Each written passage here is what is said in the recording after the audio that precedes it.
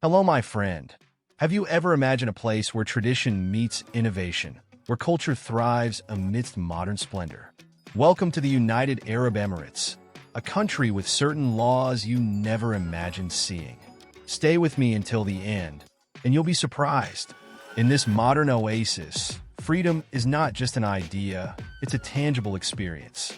From the expansive horizons of Abu Dhabi to the sparkling lights of Dubai, this is the country where boundaries are challenged and opportunities are endless. The United Arab Emirates, located in the oil reserves of the Arabian Peninsula, is a nation full of oil magnates, and its vast wealth is everywhere, with luxury toys, enormous hotels, and endless skyscrapers, all valued in impressive millions of dollars in their own way. The United Arab Emirates houses the richest people in the world, despite its small size. This state, created by the Union of Seven Emirates in 1971, has been known as the Emirates country ever since. Before that, in 1972, it was under British tutelage for many years, trying to build its own identity. With an area of just 83,000 square kilometers and a population of 10 million people, the UAE is remarkably small on the map. These seven Emirates border Oman to the east, Saudi Arabia to the south, and the Gulf of Oman to the west. They lead aviation, even with their own brands, in one of the few air traffic areas in the world, where oil companies provide most of the services. Of the income from the country's wealthy citizens, over 70% of the annual income of more than $400 billion comes from oil sales. Furthermore, world-famous cities like Dubai are promoting tourism. The UAE primarily attracts many tourists due to vibrant and popular cities like Dubai. The country is governed by a system that combines civil law and municipal law, despite not strictly adhering to civil law in administrative terms. A brief look at the history of the UAE reminds us that the country has been inhabited since 3000 BC, becoming an important trading center. The entire Arabian Peninsula was incorporated into Islamic lands during the expansion of Islam and was under the control of several states throughout the centuries, including the Ottoman Empire.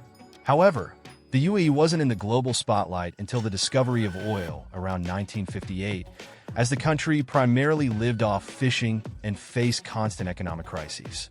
The discovery of oil brought a significant change, lifting the country from anonymity to global attention. Before I continue, subscribe now to the channel. Don't miss the chance to explore incredible stories and fascinating cultures with us. By subscribing, you join a community passionate about knowledge. Each video brings new discoveries that will surprise you. Click the subscribe button, activate the bell, and come be part of this journey with us. The children of wealthy business owners invest in oil-related businesses, consolidating the country's status as one of the wealthiest in the world, although not all are billionaires. Some billionaires found jobs in famous cities like Dubai after the discovery of oil. The lives of ordinary people in this country present notable differences. For example, the per capita income is about $30,000 a year or $6,000 a month. However, workers in construction jobs in Dubai rarely earn these salaries. There are claims that the country significantly neglects the protection of workers' rights, subjecting the working class to conditions akin to slavery. The people who work in Dubai are generally poor from Bangladesh, India, and many Middle Eastern countries. These construction workers seek employment opportunities and migrate to developing Arab countries, but hundreds die during the construction of these buildings. Although Arabic is the predominant language in the country, this is symbolic, as most business in the commercial sector is conducted in English due to the large influx of immigrants, both legal and illegal. It is common to hear Pakistanis and Indians speaking in their own languages while walking the streets. There is one element that unites the immigrants and the local population, despite linguistic differences.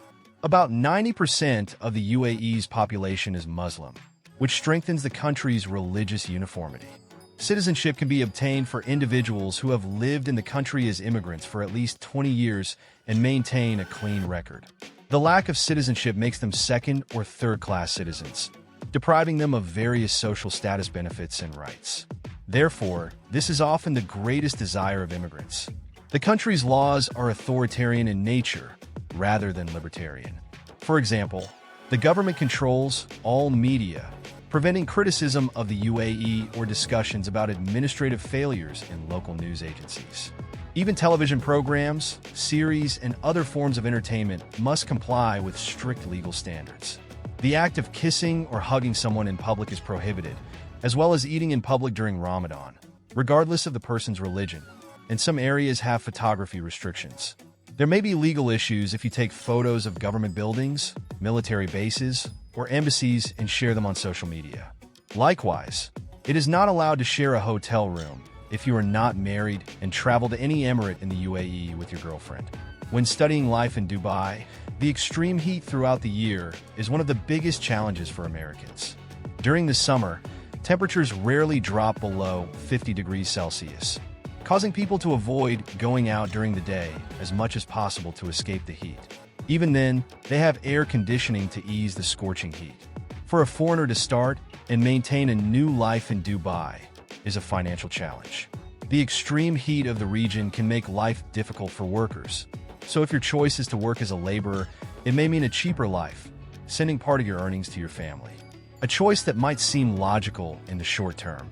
On the other hand, experts in their fields can pursue paid positions in large corporations, with salaries ranging between $7,000 and $10,000. As a rule, Americans, Europeans, and Canadians have the highest salaries, while most Filipinos and Pakistanis hold various positions.